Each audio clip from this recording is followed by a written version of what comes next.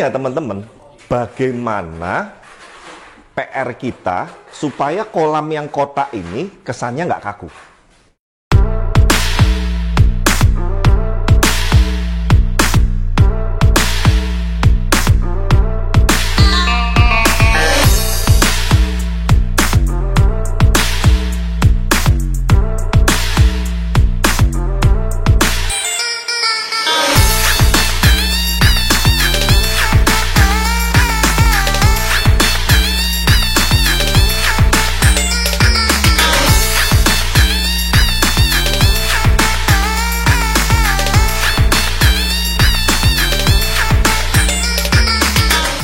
Oke, selamat siang teman-teman ya. Ini udah siang. Kita saat ini ada di kota Yogyakarta, daerah istimewa Yogyakarta.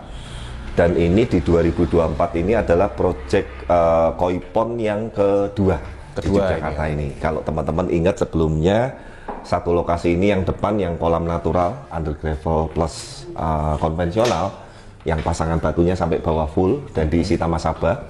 Mungkin nanti sih kita sore review ya, sekarang kayak apa. Udah sebulan lebih ya kayaknya ya udah nih. Kurang lebih sebulan. Ya, kurang lebih udah sebulan. Nah, beliau ini kecanduan nambah kolam kedua di belakang rumah seperti ini. Nah, awal mula ini kolam ini sebetulnya kalau menurut saya dibilang salah ya enggak juga, tapi kalau dibilang benar maksimal, kolam yang lama ini juga nggak pas juga, karena salah satunya kesulitan customer itu yang diceritakan saat maintainnya ini susah sekali waktu itu. Bahkan beberapa media itu adalah tipe-tipe yang harus diangkat, dicuci, dibersihin, dibalikin lagi.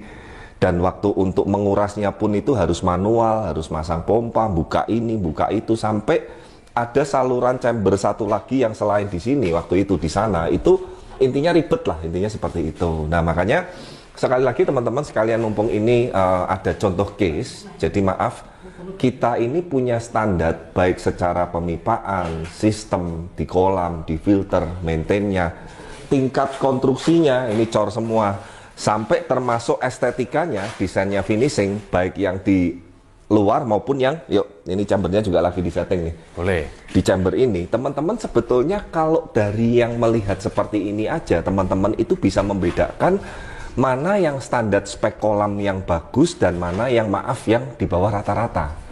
Sebetulnya dari buka filternya aja udah ketahuan. Udah kelihatan kok. Udah kelihatan. Nah, kita kebayang ini hal yang sering, maaf ya sekali lagi, semoga kalau beberapa teman-teman kontraktor mau terima ini sebagai masukan. Filter ini adalah bagian yang seringkali disepelekan. Dalam artian, yang penting medianya terpenuhi, yang penting ada medianya, yang penting ada filternya, nanti ditukut backing kayu kan nggak kelihatan. Tapi teman-teman bisa bandingkan, Blast ini sampai hal yang nanti tidak terlihat pun, tingkat kerapiannya dan ke standarnya untuk per chambernya, pemipaannya, kabelnya seperti ini teman-teman. Ini belum di finishing. Nah, ini contoh kasus ya. Kemarin ada customer dari luar pulau ambil biocube sama kita, tapi memang beliau kolamnya bikin sendiri dengan tukang kolam setempat. Oke. Ya. Biocube-nya aja nggak bisa tertata rapi seperti ini. Akhirnya sampai frustasi, Pak, udah Pak, saya saya randomin, saya ibaratnya saya taruh sekadarnya karena ditata seperti ini nggak bisa Pak. Ukuran chambernya nggak pas, anunya nggak pas. Oke. Nah, itu sekali lagi teman-teman, untuk bisa mencetak double wall dengan biocube yang terpasang bisa rapi seperti ini, itu pun ada tekniknya teman-teman. Contoh nih, kalau ukurannya ini geser setengah senti, 1 senti aja, tatanannya biocube sudah beda. Agak susah. Nah, inilah teman-teman yang saya mau tekankan, bahwa tolong teman-teman kalau menyamakan harga itu samakan juga kualitasnya. Jangan samakan harga, tapi kualitasnya kita nggak dianggap. Nah, itu yang seringkali di luar sana. Tapi memang, ya itu memang, maaf ya kalau rata-rata customer kita dan yang memang sudah oke dengan Blast, mereka ngerti bahwa bahkan mereka bilang beberapa ini murah sekali kalau dengan kualitas seperti ini ya. Oke. Nah, seperti itu. Nah, kemudian satu poin lagi teman-teman, maintainnya harus gampang. Nah, itu yang paling penting. Nah, ini sekarang chamber collectingnya aja udah kita siapin khusus. Tuh, jadi nanti cuma di area ini aja yang dibuka-buka. Yang 3 chamber ini itu nanti nggak diotak-atik untuk jangka panjang. Bahkan buka decking kayunya pun enggak. Nah, itulah teman-teman yang saya mau edukasi, bahwa mungkin maaf ya buat teman-teman beberapa yang kemarin banyak sebetulnya yang kepo nanya harga. Saya sengaja nggak mau jawab karena sebetulnya di setiap link YouTube kita itu atau IG atau apa itu kontak WA selalu sudah ada. Sudah tertera. Jadi kalau yang cuman komen-komen, nanya harga, nanya ini, apa saya udah nggak mau jawab. Dan sekali lagi kita tidak menerima konsultasi. Ya ini saya tekankan sekali lagi. Mungkin nanti beberapa orang atau teman-teman nganggep saya atau Blaze sombong, ya itu silahkan dinilai sendiri. Karena percaya saya, dulu tahun kemarin saya sempat agak baik. Jadi setiap konsultasi saya layani terus nggak berhenti teman-teman. Ya bahkan maaf sampai ada yang subuh-subuh nggak ngelihat waktu, kita lagi istirahat lagi apa. Contohlah siang hari ini, kalau saya lagi seperti ini, kebayang nggak suruh melayani konsultasi, yang bahkan bukan proyek dari kita. Ya itu intinya adalah sekali lagi kita punya standar kualitas, punya standar pemipaan, punya standar sistem di kolam dan di filter maintainnya, dan punya standar finishing. Itu yang teman-teman harus bedakan, bahwa setiap kontraktor punya harga, punya standar, punya tipe, punya style, punya karakter yang berbeda-beda. Simpelnya begini teman-teman, kalau cocok kita pasti akan kasih yang terbaik. Kalau nggak cocok jangan nawarnya kebangetan. Makanya maaf ya, kadang kalau sudah ada yang nawarnya kebangetan kayak nawar di pasar, ya saya nggak bales lagi. Bukan saya sombong sekali lagi ya, karena terus terang saya capek menerangkan gitu loh. Ya intinya kalau memang kita ini juga nggak ada paksaan. Kalau yang bagi yang cocok dan suka dengan spek dan kualitas kita, ya monggo. Kalau yang enggak, ya nggak apa-apa gitu loh. Tapi intinya kita akan memberikan yang terbaik. Nah sekarang kita bahas finishing nih sebetulnya siang hari ini. Ini nih rangka, kalau mobil ini rangka untuk karoseri. Jadi dinding-dinding konstruksi, dinding untuk batu floating nih ya, kita udah siapin semua. Ya, nah skimmer ini belum final ya, karena nanti tergantung pasangan batu dan level air, baru ini kita setting terakhir. Nah intinya teman-teman, bagaimana PR kita supaya kolam yang kotak ini kesannya nggak kaku. Itu yang sulit teman-teman. Bahkan kalau teman-teman lihat, saya pun kadang, maaf ya sekali lagi, kalau ngelihat beberapa finishing kolam natural, itu terkadang beberapa batu yang tipe sama disusun aja pokoknya menuin dinding. Nah itu yang ya mohon maaf, akhirnya menurut saya bukan terkesan natural, tapi terkesan kayak bikin tangga atau pondasi. Ya, nah di sini nanti saya akan sharing lagi, edukasi lagi. Semoga teknik yang kita lakukan, standar yang kita lakukan ini, itu bisa dipakai dan bisa menginspirasi. Sekali lagi, apakah Blaze terbaik? Tidak. Ada yang lebih kualitasnya di atas kita juga, dan sekali lagi harganya juga di atas kita otomatis. Jadi sekali lagi semua itu ada harga, ada rupa, seperti itu ya teman-teman. Nah kita naik dulu ya, mungkin untuk Norma sekarang shoot. Saya kepengen satu video ini bisa menunjukkan dari batu ini yang belum terpasang. Sekali lagi selalu kita akan mulai dari air terjun. Landscape ini tadi saya pasang supaya kita nggak kehabisan batu, karena ini batunya terus terang nih pilihan. Kalau teman-teman lihat batu yang di kolam Taman Sabah Beliau depan, itu udah bagus. Ini kualitas batunya di atas itu. Wow. Ya, secara ukuran, secara bentuk, secara jenisnya, banyak bobing-bobingnya step. Ini satu truk, satu red ini, bobing ini nih sekitar 10 juta belum sama ongkir. Ya, ini kita kemarin butuh setengah red, ya belum batu yang lain. Ada sekitar 5-6 batu, nanti yang kita akan aplikasikan. Nah, intinya saya pengen nunjukin sebelum batu terpasang dengan batu sudah terpasang ditambah landscape-nya seperti apa. Ya, saya foto dulu ini mumpung buat before after. Belum before after ya. Bahkan yang kolam lamanya kita nanti juga akan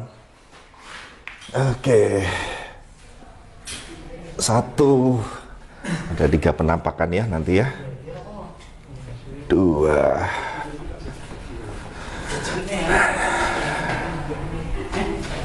3. Nah, dan PR-nya teman-teman dan norma-norma dan teman-teman ini ada akses masuk ya dari area ART, dari ruang keluarga, dari carport ya. Nah dari carport, dari ART, dari lantai 2, dari sini sudutnya harus bagus semua. Nah itu yang yang terus terang tidak semuanya bisa. Nah sekali lagi kita bisa seperti ini pun juga masih terus banyak belajar dan berproses. Makanya sekali lagi tujuan kita sharing bukan apa-apa, tapi intinya siapa tahu buat teman-teman atau bahkan sesama kontraktor yang sedang mengerjakan bidang yang sama dengan kita, ini bisa jadi pembelajaran. Saya pun jujur banyak belajar mengenai batuscape, baik dari YouTuber atau pengrajin di nasional dan di internasional juga. Nah jadi teman-teman saya kasih tip bahwa kalau untuk estetika terutama natural, alam, batu-batuan, tipe-tipe yang tropis, itu luar negeri banyak yang jago-jago. Keren. Ya, di Indonesia ada tapi nggak banyak, jujur. Ya, makanya saya referensi yang lokal dengan yang interlokal atau internasional, itu banyak yang internasional. Ya, tapi ada tapinya. Masalah filtrasi, terutama sistem filter, sistem maintain, luar negeri harus belajar sama Indonesia. Ya, saya tuh iseng di Facebook, ikut grup yang internasional. Seringkali beberapa yang saya posting itu adalah sistem filtrasi kita. Yang inbox, yang DM itu orang-orang Eropa. Ada yang bahasanya Inggris, ada yang bahasanya kayak Latin Rusia, sampai saya nggak mau jawab ya. Karena mereka intinya penasaran, kok bisa filternya seperti itu. Dan airnya bisa sebening itu. Nah, intinya sekali lagi teman-teman, itu ada tekniknya, ada perhitungannya, ada sistemnya. Dan memang sekali lagi standar blast seperti ini, kalau bagi yang cocok ya kita seneng, kalau yang nggak cocok pun juga nggak apa-apa, seperti itu ya. Nah, kita ikuti sekarang mulai dari air terjun sampai nanti pasangan batu area dinding dulu, termasuk yang floating atau yang terendam air. Kita nanti lanjut bahas lagi, karena sekali lagi saat kita install, saat kita pasang batu, saya dan teman-teman ini dan tim blast ini harus benar-benar fokus. Penuh imajinasi. Begitu moodnya nggak enak, percaya saya pernah beberapa kali di proyek itu, mood dan pikiran itu ibaratnya suntuk ya. Percaya nggak percaya, pasangan batunya ikut jelek. Betul. Ini sekali lagi nggak ada secara teorinya, tapi itulah makanya tadi saat kita baru mulai, saya nanya sama Anam, sama Rosid, gimana, fit, sehat, oke, cukup istirahat, happy, kita install. Ya, karena kalau nanti salah satu dari tim ataupun kitanya ini ada yang kurang bagus atau suntuk atau moodnya nggak bagus, percaya saya pasangan batunya jadi jelek. Gitu. Dan sekali lagi, lupa kok nggak pakai gambar, nggak pakai apa. Gambarnya sebetulnya dari awal udah ada di kepala saya. Cuman kita tampilin desainnya itu supaya customer ada gambaran. Anak-anak tim pun ini sudah ngerti, sudah bisa ngikutin saya. Makanya saya kalau diminta, kemarin ada di mana ya? Pak, saya mau bikin natural, tukangnya sudah ada, timnya sudah ada, Pak Ade mau nggak? Ibaratnya kalau bahasa kasarnya itu mandorin atau supervisinya. Saya ngomong saya nggak mau. Karena nanti saya dengan tim Bapak, dengan tenaga Bapak nggak mungkin connect. Ini mereka ini ikut saya sudah lebih dari 10 proyek. Akhirnya baru ketemu feel-nya, baru itu ya. Sekali lagi intinya kita akan rubah nuansa yang tadinya kotak, kaku, dan minimalis ini menjadi yang natural dan yang cakep sekali, yang pasti nanti akan keren, berubah sekali. Nah, teman-teman nanti saksikan cuplikan video prosesnya.